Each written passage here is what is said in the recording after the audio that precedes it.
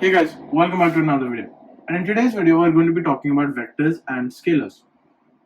So this video is mainly going to talk about how scalars and vectors, and we're going to be starting our whole series on vectors and scalars now.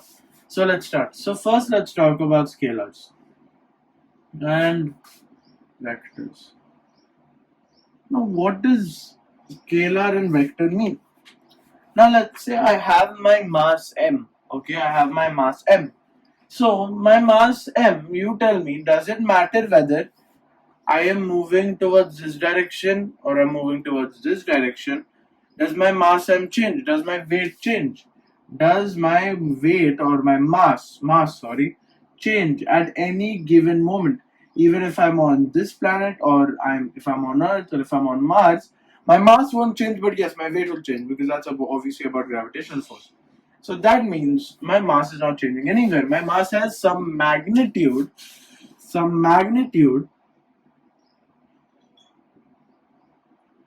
that never changes. What does that mean? That means my scalar, that means my mass is a scalar. So what do scalars mean? Scalars have only magnitude and scalars do not have any direction. What does that mean, no direction? That means it doesn't matter whether my body is moving towards the right or the left. For example, speed. Speed, it does not matter whether I'm going forward or backwards for speed. It matters for velocity because speed is equal to distance by time, right? Speed is equal to distance by time. However, velocity is equal to displacement by time. I'm just writing s instead. Now, distance, it doesn't matter whether you're going forward or you're going backward.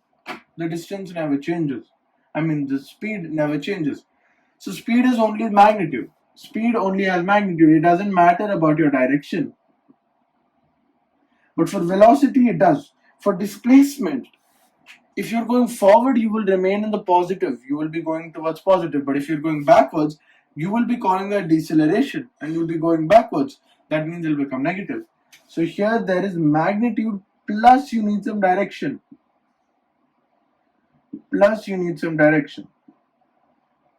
So now obviously I've made a video on scalars and vectors quite some time ago, but this is going to be a much more in-depth lecture. So scalars are just this much. Scalars just a magnitude but no direction. However, vectors have both magnitude and direction.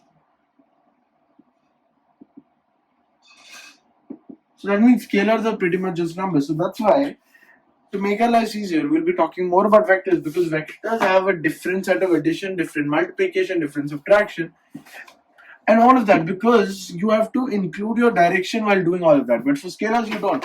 The proper definition for a scalar would be,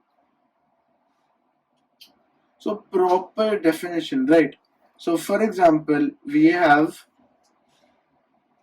both scalars and vectors. So scalar proper definition would be, scalars are the quantities of those which only have magnitude but no direction. But vectors have both magnitude and direction. It's a very basic formula. It's something that you would use in your boards. So next, let's talk about, for scalars, that means, let's say I have a scalar A, I have a scalar B. That means A plus B would just be A plus B. Because you just need to add the magnitude, right? The scalar is only magnitude. Or A into B will be A into B only.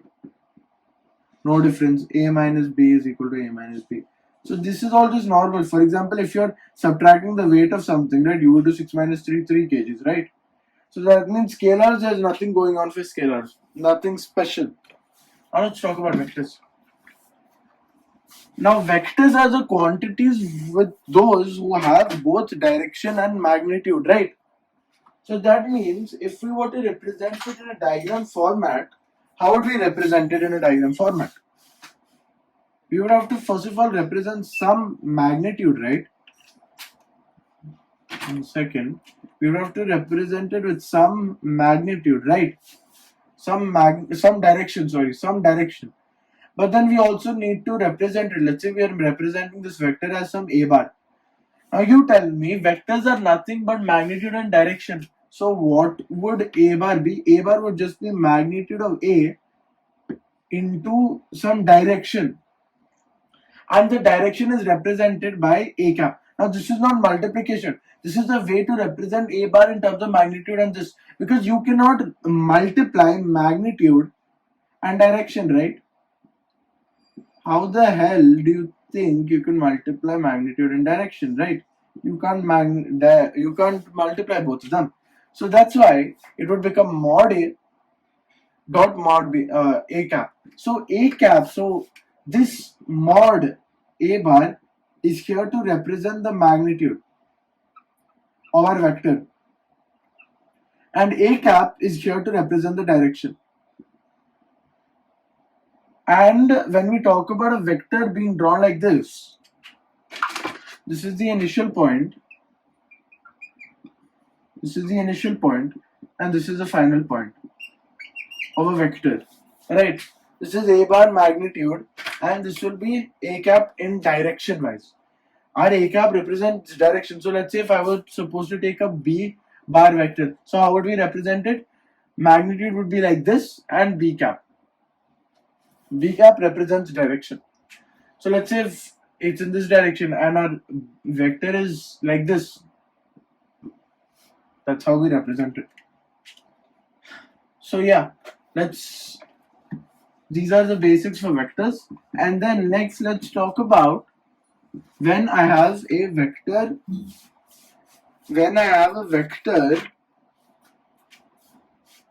a like this, a cap. Let's say I have a vector like this, b cap. Okay.